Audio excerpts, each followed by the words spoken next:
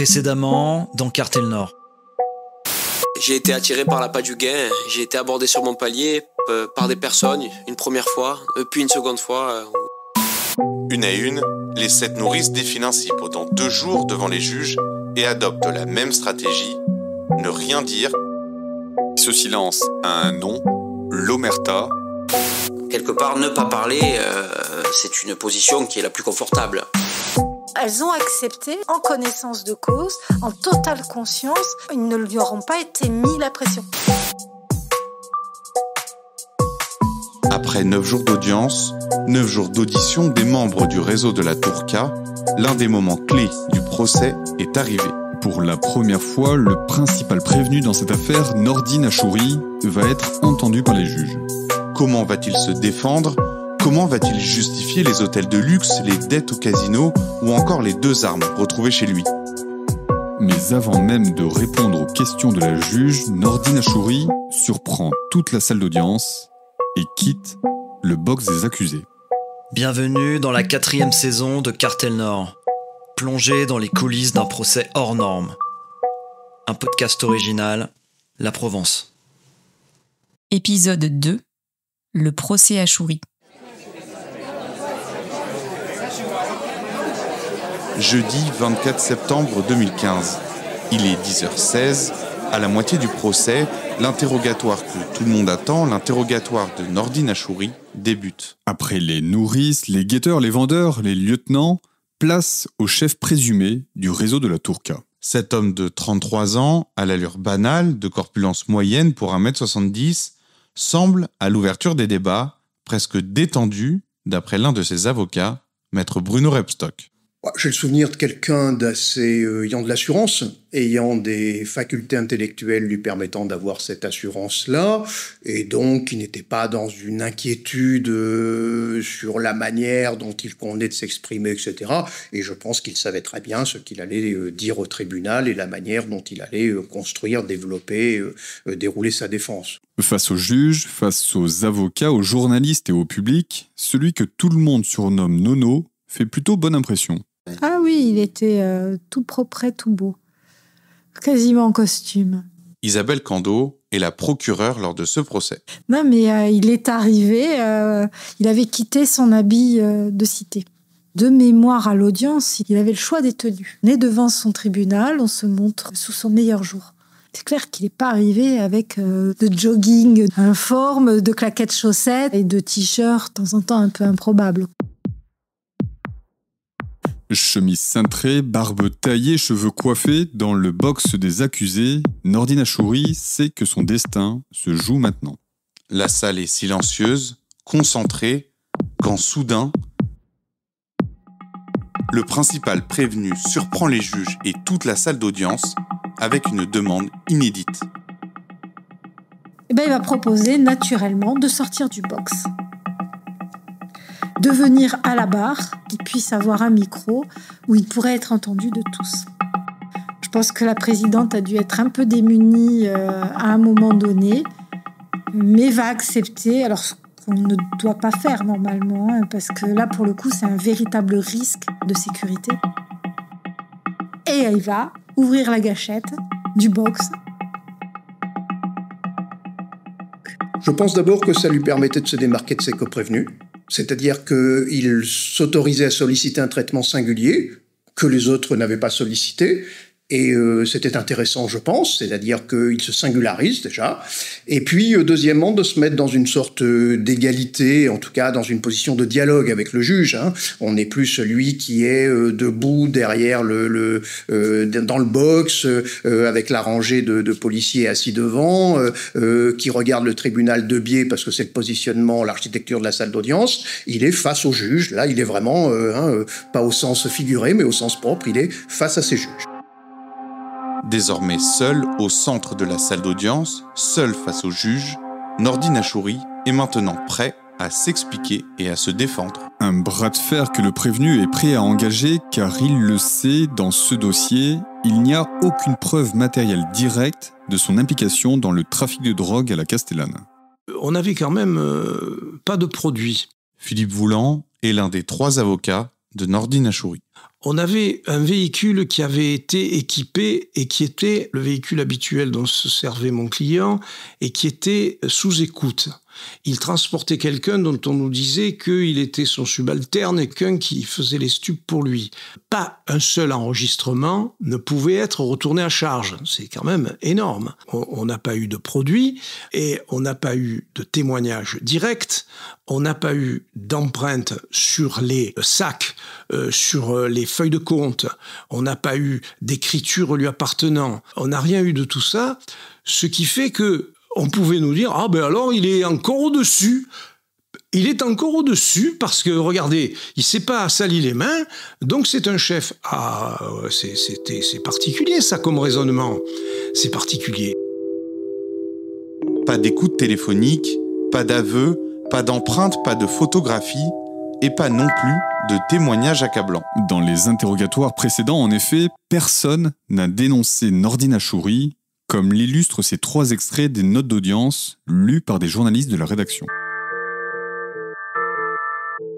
Alors, je n'ai aucune implication dans le trafic. Je ne suis pas impliqué du tout, pas plus que Nordine Achouri. Nordine, il prêche la bonne parole dans la cité. C'est comme un médiateur social. Non, vraiment, je ne loue pas de véhicule pour Nordine Achouri. Quand j'ai rencontré Nordine Achouri, il travaillait dans des snacks, des bars, il faisait des sandwichs. Ensuite, je savais pas, je posais pas trop de questions. Face au manque de preuves et de témoignages, les juges disposent tout de même d'éléments à charge contre Nordine Achouri. Renseignements anonymes, séjour dans des hôtels de luxe, part dans plusieurs sociétés, dettes dans plusieurs casinos, sans oublier une tentative d'assassinat et 2 Glocks retrouvés dans son congélateur. Selon l'enquête, ces éléments dessinent en filigrane le portrait d'un chef de réseau. Mais face à ces accusations, le prévenu ne faillit pas et d'emblée, il pose le cadre, il n'est coupable de rien. Je pense fortement que dans cette affaire, j'ai été victime de ma réputation. Mais j'ai confiance en la justice car pour l'heure, je suis victime d'une machination. Comme l'illustrent ses propos repris par un journaliste de la rédaction, Nordine Achouri conteste totalement son implication dans le réseau de la Tourka. Mais le prévenu ne va pas se contenter de nier les faits qui lui sont reprochés. À chaque question des juges, à chaque accusation, il a une explication. Exemple, avec l'argent, il le reconnaît, il amasse beaucoup de billets, mais c'est simplement parce qu'il a du flair dans l'immobilier. Vous me demandez quelle était mon activité professionnelle. L'argent vient de mes affaires, je suis un affairiste. J'ai appris à spéculer il y a longtemps. Je sais qui peut être intéressé par quoi. Vous me demandez comment je peux être connu pour faire des affaires sans avoir pignon sur rue ni être joignable par téléphone. C'est mon cercle. Mon cercle est vertueux. Ce sont mes produits immobiliers qui font en sorte que, quand je prends contact avec un agent immobilier, il me donne les produits qu'il n'arrive pas à vendre, et moi, c'est du gâteau. Et quand il voit que j'arrive à vendre ces biens-là, je ne touche que des primes liquides, je ne les facture pas, les gens. Les personnes avec qui je travaille dans l'immobilier me donnent l'argent en liquide. Autre élément à charge, la tentative d'assassinat et les 2 Glocks retrouvés à son domicile. Pour lui, c'est simplement le résultat d'une embrouille en boîte de nuit. J'ai été victime d'une tentative d'intimidation un peu rehaussée. J'avais eu une embrouille avec un garçon en discothèque. Je l'avais bien entarté, il a voulu me mettre un chargeur par la suite. J'ai pris ses armes pour me défendre et par traumatisme. Oui, c'est vrai, une seule suffit pour se défendre. J'ai dû les payer 1 500 € dans la cité, c'est pas tous les jours que je les porte avec moi. Pendant toute la durée de son interrogatoire, Nordine Achouri ne cesse ainsi de garder cette ligne de conduite et de trouver la parade contre chacune des attaques. Beau parleur, à l'aise en public, le prévenu monopolise la parole, quitte à se perdre dans ses explications, comme le rapporte la procureure Isabelle Cando. Il essaye d'avoir le discours de quelqu'un qui en fait est un monsieur. Si on prend l'image de Pagnol, quand il dit « monsieur », on fait des phrases alambiquées. Enfin, il ne comprend pas toujours le sens des mots qu'il emploie, etc. Et il essaye de nous expliquer sa vie. Voilà. Et de ce que, grosso modo, ça devait être le futur Zidane. Parce qu'effectivement, il a fait du foot plus jeune. Il avait peut-être un bon niveau, mais enfin bon, après, Enfin, c'est comme ceux qu'on nous annonce actuellement HPI et qui n'ont pas réussi grand-chose dans la vie, quoi. Enfin, voilà. Ils se racontent, je suis nono, oui, je suis quelqu'un de connu, reconnu, etc., à la Castellane, oui, j'ai de l'argent, mais en fait, je fais pas de trafic. Malgré ses maladresses, ses abus de langage, Nordine Achouri est à l'aise, voire presque charmeur, devant la présidente du tribunal et ses assesseurs. Une aisance naturelle qui lui permet d'endosser un autre rôle, celui de porte-parole des quartiers nord. Tous ces jeunes sur le banc des prévenus, regardez-les. Il faut parler de ce que nous vivons dans les cités. Enlever un réseau, 2 réseaux, 3 réseaux, tous les réseaux de la Castellane, c'est très bien. Mais les petits jeunes, il ne faut pas les laisser comme des gremlins, il faut trouver une solution. Cet extrait dévoile une autre facette de Nordine Achouri, celle du défenseur des quartiers nord, des quartiers abandonnés de Marseille. Il a eu une approche un peu sociologique de la situation. Maître Bruno Rebstock. Il a tout de suite indiqué qu'il avait par le passé d'ailleurs, de par, je crois, me souvenir de fonctions, de responsabilités associatives qu'il avait eues. Il avait été amené par le passé à échanger plusieurs fois avec du personnel politique, de responsabilités diverses, etc. Et il avait toute une réflexion, tout à fait d'ailleurs intéressante et pertinente, sur la place de la cité, sur la nécessité d'ouvrir la cité sur la ville. Je crois me souvenir qu'il disait, mais il faudrait que finalement la Castellane soit traversée par le boulevard, par le flux de circulation. Donc son discours était tout à fait positif, intéressant, et il venait d'ailleurs un peu finalement à la défense de tous ces coprévenus de ce dossier, mais également, j'allais dire, de tous ceux qui comparaissent, cette espèce d'armée des ombres qui comparaît quotidiennement dans les box des juridictions correctionnelles, en disant, mais si nous sommes finalement là, et si beaucoup d'entre nous sommes devenus ce que nous sommes devenus, c'est peut-être d'abord parce que nous sommes enfermés dans ces quartiers, parce que nous sommes stigmatisés par la cité, parce qu'au fond nous nous sommes regardés comme les jeunes de la cité, avec tout ce que cela a effectivement de stigmatisant et de préoccupant. Ça ajoute à ce personnage qui est issu de la cité, il le sait, avec tout ce qu'il y a de négatif autour de la cité, mais qui en fait est quelqu'un qui veut réussir. C'est pour ça que c'est un personnage qui détonnait dans ce qui n'existait pas encore à l'époque du narco-banditisme et qu'on appelait à l'époque le néo-banditisme. Ça fait partie de ces types-là. On les a pris, alors quand je dis « on », c'est pas nécessairement nous, enfin voilà, mais on les a pris un peu pour, voilà, ceux qui savent pas parler, ils sont dans leur cité, ils font leur tambouille, etc. et ça s'arrête là. Là, on est face à un type, il parle plus ou moins bien, mais enfin, en tout cas, il s'exprime. Et il a une volonté, c'est de s'élever. Et en fait, il s'élève parce qu'il sait faire, de toute façon, c'est le trafic de stupes. Défenseur des quartiers nord, Nordine Achouri aura tout au long de ses 1h54 d'interrogatoire surpris le public et les juges. Un prévenu pas comme les autres, dont le rôle ne s'arrête pas aux portes du prétoire.